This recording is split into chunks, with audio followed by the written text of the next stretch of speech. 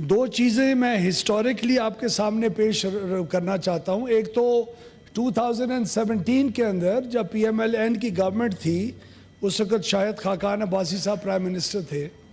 उस वक़्त बड़ी क्लैरिटी के साथ नेट मीटरिंग की सिस्टम जो था वो उसी वक्त उसका आगाज़ हुआ था और पिछले 5-6 सालों में इसकी पाकिस्तान के अंदर एक बहुत हेल्दी तौर तरीके से एक अच्छी ग्रोथ हुई है। इसमें आज तक पाकिस्तान के अंदर 1500 and some megawatts of power की capacity has been invested into by people themselves.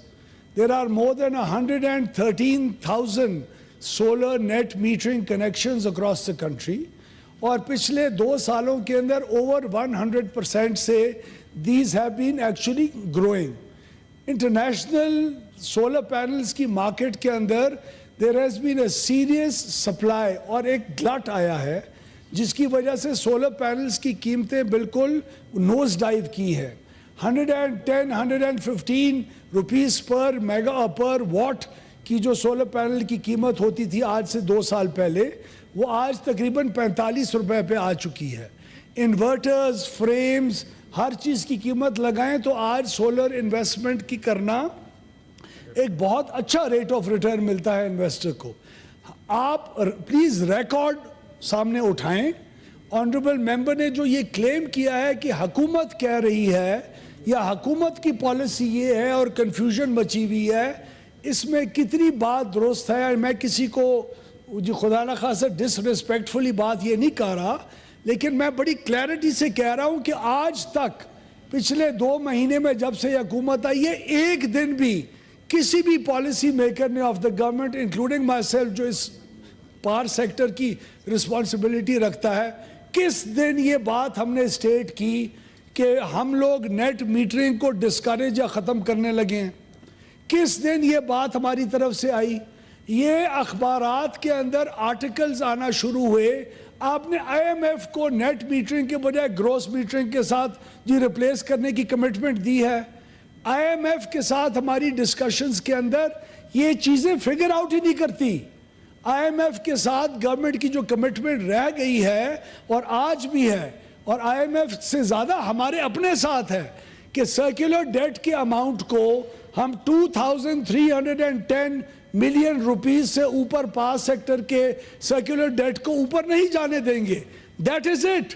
उसके अलावा हमने IMF के साथ जो इंगेजमेंट की है उसके अंदर जो प्राइम मिनिस्टर ने पिछले 3 हफ्ते के अंदर एक्सटेंसिव मीटिंग्स होल्ड करके पावर सेक्टर रिफॉर्म्स जो हमने प्रपोज किए हैं उनकी हमने उनको इंट्रोड्यूस किया कि हम अपनी डिस्ट्रीब्यूशन सेक्टर के अंदर, ट्रांसमिशन में, जनरेशन में ये पावर सेक्टर के अंदर रिफॉर्म्स अगले 5 साल के अंदर करने का इरादा रखते हैं।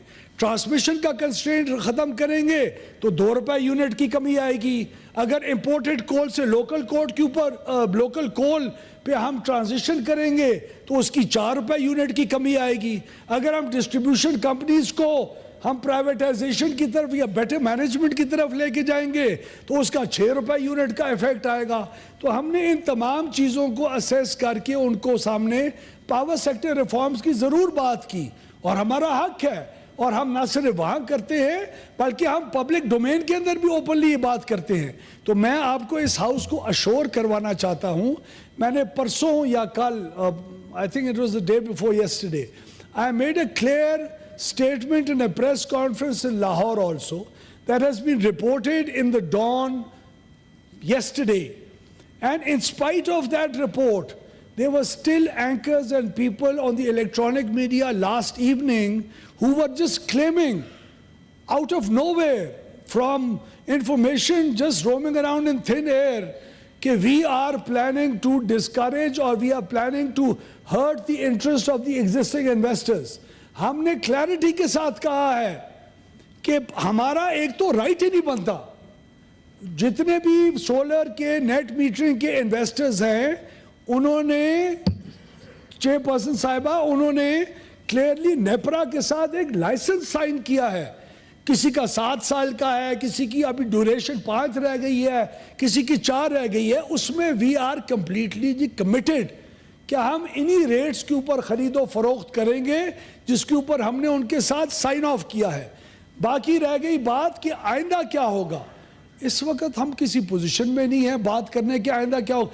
जब हमने खुद अपनी फाइनेंशियल मॉडलिंग नहीं रन की, जब हमने अपने बैठ के नहीं देखा कि हमारे सिस्टम के ऊपर उसका डिस्ट्रीब्यूटेड लोड क्या आ रहा है, उसके लिए इंफ्रास्ट्रक्चर क्या ज़रूरत होगा, जब ये इंशाल्लाह 1500 मेगावाट 4500 मेगावाट पे पहुंचेगा हमारी पॉलिसीज़ की वजह से, जब रिन्यूएबल्स की पॉजिटिव पॉलिसीज़ की वजह से यहाँ तक पहुंचेगा, तो फिर उसके क्या असरात होंगे, उसकी फाइनेंशियल इम्प्लीकेशंस क्या होंगी। ये जो अपर क्लास के लोग इन्वेस्टमेंट्स इसमें करें, बहुत अच्छा कर रहे हैं, हम तो इसको वेलकम करते हैं। इसका लाइफलाइन कंज्यूमर्स और प्रोटेक्टेड कंज्यूमर्स के टैरिफ के ऊपर क्या रेट का असर पड़ेगा। आज से 2 साल पहले जब कोई इन्वेस्ट करता था एक सोलर नेट मीटरिंग सिस्टम में, उसका 3 से 3.5 साल के अंदर पे बैक पीरियड होता था। उसकी investment use to pay him और her back in 3.5 to 4 years. That period has shrunk to 18 to 24 months right now.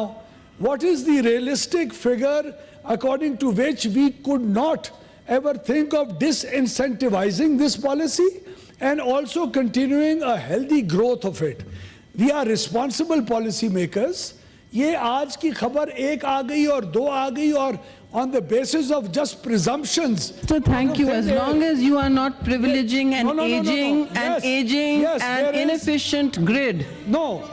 And captive power. बिल्कुल अभी मैं आपको दूंगी मोहसिन साहब। ये मैं आपको बड़ा क्लियर पॉलिसी। लेकिन आप कॉल अटेंशन पे नहीं बोल सकते सेनेटर, आप कॉल अटेंशन पे नहीं बोल सकते। अगर हमने इन द फ्यूचर आज से महीना बाद, 2 महीने बाद, 3 महीने बाद, this is a dynamic sector, इसकी अपनी अपनी इसकी क्वालिफिकेशंस है मुख्तलिफ। आपका फ्यूल मिक्स है, आपका ट्रांसमिशन मिक्स है, आपकी डिस्ट्रीब्यूशन कंपनीज है, हर चीज़ के अंदर आहिस्ता आहिस्ता जिस तरह हम ग्रो करेंगे, जब डायनामिज्म रिक्वायर करेगी, जब हमारा सेक्टर रिक्वायर करेगा, इस पॉलिसी का अगर रिव्यू होगा किसी स्टेज के ऊपर भी, तो वो एक रिस्पॉन्सिबल तरीके से स्टेक होल्डर्स और सबके साथ बातचीत करने के बाद होगा।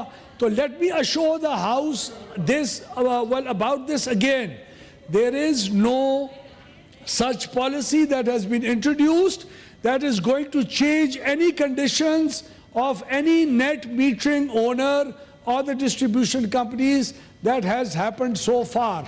And until we do that, we will, whenever we do that, we'll do it in a very transparent manner.